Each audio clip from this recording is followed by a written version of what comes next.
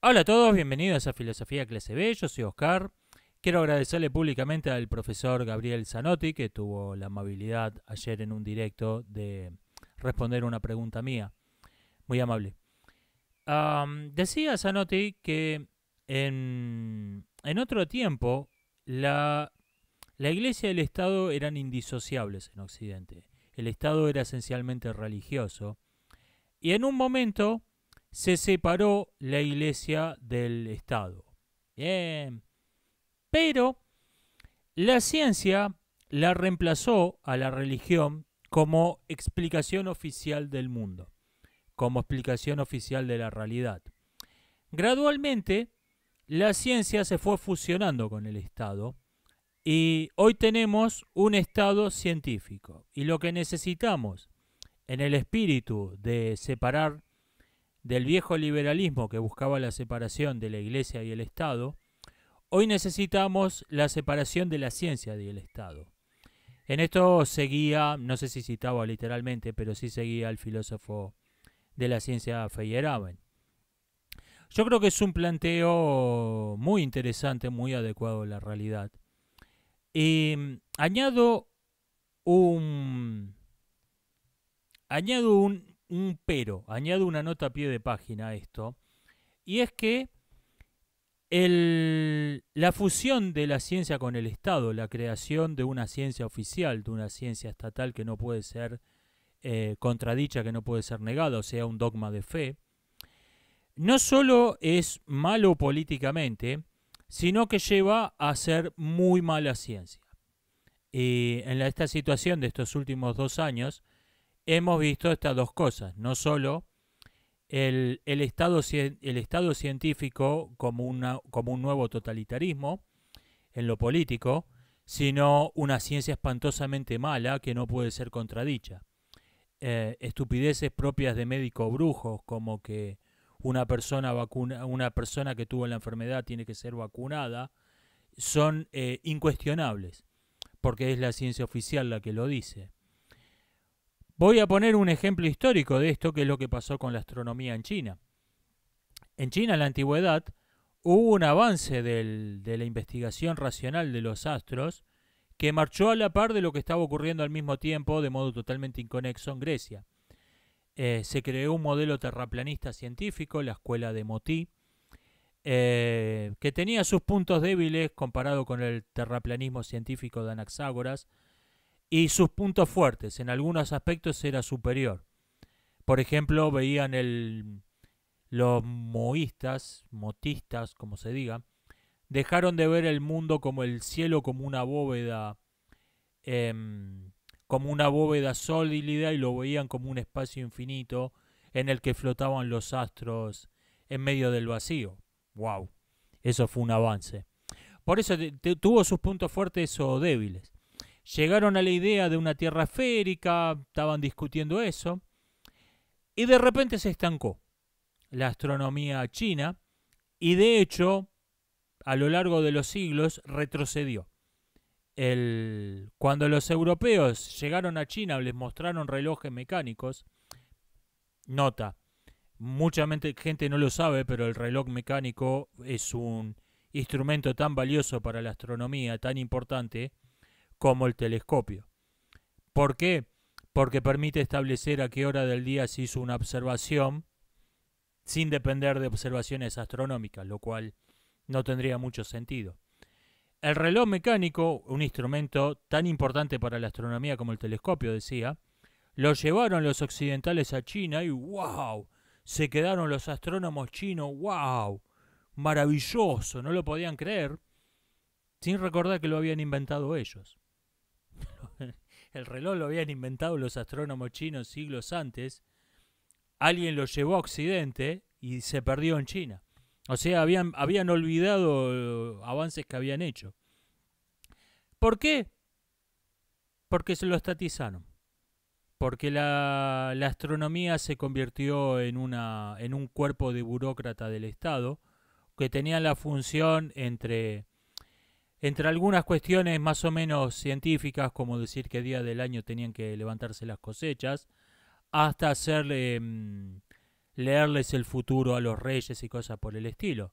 Y estos tipos, el interés de ellos era pasarle el puesto público que tenían a sus hijos y a los hijos a sus nietos, y estaban más preocupados por guardar en secreto lo que conocían, en guardar en secreto lo que sabían, que en hacer nuevos descubrimientos.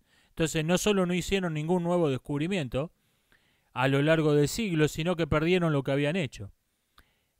¿Por qué? Porque una ciencia se estatizó. Y repito, hay documentos históricos de que hubo un tiempo entre el siglo V al siglo cero más o menos, al año cero, en la antigüedad, estos tipos marcharon a la par de los griegos. No tenían nada que envidiarle. Y eso es lo que produce la ciencia estatizada, y ese mismo fenómeno lo estamos viendo en el mundo de hoy. Quizás algún historiador del futuro se asombre de los avances científicos que se hicieron en el siglo XIX, principio del XX, y se pregunte qué les pasó a esos tipos. ¿Les cayó un yunque en la cabeza? ¿Se volvieron imbéciles de golpe?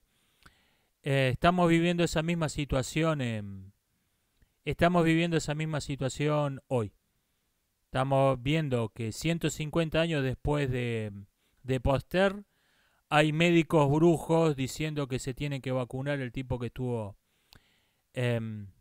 médicos brujos que dicen que se tiene que vacunar a los enfermos, ocupan los cargos más altos de una medicina estatizada, de una ciencia oficial que es dogma de fe que no puede ser contradicha. Estamos viviendo lo mismo que ya pasó antes. Ya ha pasado esto, en otras partes ha pasado, no es nuevo. Me dice Pablo Sousa que lo malinterpreté, que al hablar del ayuno intermitente no se refiere a ayunar cada tanto, se refiere a una técnica para adelgazar que consiste en comer solo durante unas ciertas horas del día y no el resto. Me preguntaba qué opino de esto. No estoy calificado para tener una opinión. Si le dijo a alguien que sí está calificado, que esto es una buena idea, pruebe. De última, miren, no me está dando resultado, lo abandona. Me dicen, narcoestado es neolengua. No me refiero a mezclar el crimen con el Estado en este sentido. Me refiero, en este caso, cuando se habla del narcoestado, lo que se está diciendo es que en Colombia se está refiriendo a una realidad, que es que en Colombia es difícil de distinguir dónde termina el crimen organizado, dónde empieza el Estado. Colombia y en otras partes del mundo. Esto es un rasgo típico de nuestra época. El límite entre el crimen organizado y el Estado se está volviendo difuso. No me refiero a esto. Me refiero a la doctrina que dice que el crimen es parte de la sociedad y la sociedad es el Estado. El Estado controla de hecho todos los aspectos de la sociedad, incluyendo el crimen. Que esto es así en todo el mundo siempre. Así es como funcionan las cosas. Me refiero a esa ideología. Trabajo sexual sí es neolengua, lo mismo que fake news es neolengua, porque aunque estos términos son dos palabras, no una, tienen la característica definitoria de las falsificaciones idiomáticas, que es que mezclan la interpretación del hecho con el hecho. Tenés un solo concepto que es un hecho interpretado. Esto es típico de todo fraude lingüístico, de toda neolengua, de todo pseudolenguaje. Las palabras no definen hechos, las palabras no te dan una interpretación de los hechos, te definen un hecho interpretado. No tenemos en un pseudolenguaje una palabra que signifique perro y una palabra que signifique fealdad. Tenemos una palabra que significa los perros son feos. O sea, el lenguaje, el pseudolenguaje, se compone de hechos interpretados. Trabajo sexual, queriendo decir prostitución, es un hecho interpretado. Y por cierto, una interpretación falsa del hecho. Fake news es un hecho interpretado, no es un hecho. No hay noticias falsas, no hay noticias falsas. Hay noticias y hay mentiras. No hay fake news. Esto es propio de los pseudolenguajes. Las palabras, los conceptos son hechos interpretados. Esto es típico. Me preguntan, ¿una familia puede funcionar como una secta? Sí, de hecho, una secta puede definirse como una familia disfuncional grande. Lo mismo las parejas. Una pareja puede ser una secta con 2 personas. Un líder de culto que tiene un solo adepto puede ser una pareja. Hay regla número 34 de las sectas. Si algo existe, hay sectas de ello. O sea, no es que de tal cosa puede haber una secta. Puede haber una secta atea. Si algo existe, hay sectas de ello. Regla número 34 de las sectas. Lo estamos viendo en el mundo de hoy. Estamos viendo a las multitudes comportándose de un modo que es típico de los adeptos a un culto. Se entera de cosas y finge que no las sabe porque se supone que él no tiene que saberlo. Entonces, contribuye a encubrir su propio abuso. Tenemos así, por ejemplo, yo cuando, después de que YouTube prohibió, te tiraba el video abajo, durante años mencionar a la secta NXIVM, te tumbaban el video de una. Cuando finalmente esto salió a la luz y no lo pudieron tapar más, yo dije, ok, ahora va a estar todo el mundo hablando de esto. No. No. Cuando se filtraron los documentos que probaban el fraude científico de The Lancet, se habló del tema un par de días. Y podría citar otros 1000 ejemplos. Esto es el comportamiento típico de un adepto a un culto. Vos le demostrás que algo que salió en The Watchtower es mentira y le das pruebas incontrastables de que es mentira y tiene reprogramada la respuesta al adepto a los testigos de Jehová. Interesante lo que usted dice. Voy a tener que pensar en esto. Desde luego no va a pensar en lo que le está diciendo y no va a volver a tocar el tema nunca y se va a comportar como si no le hubieras mostrado que algo que publicó Watchtower es mentira. Ese mismo comportamiento lo estoy viendo en las multitudes hoy en día.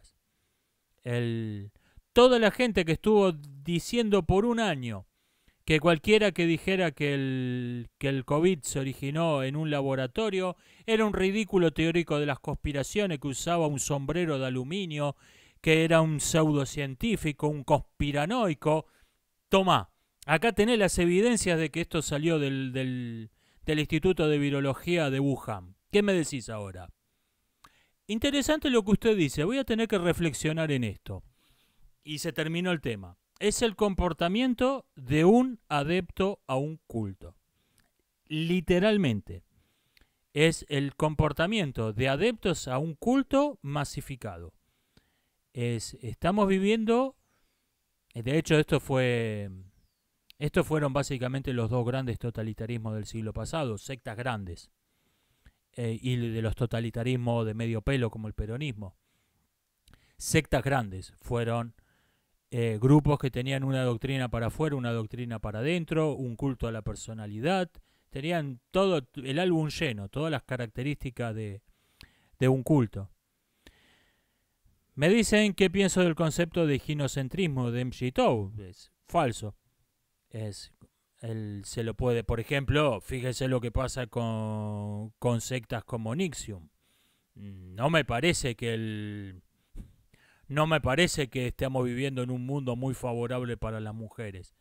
Me parece que la hostilidad a la masculinidad se disfraza hipócritamente, se disfraza públicamente de modo hipócrita, como si fuese alguna clase de defensa de las mujeres, de derechos de las mujeres, del mismo modo que se llama el infanticidio derechos de las mujeres.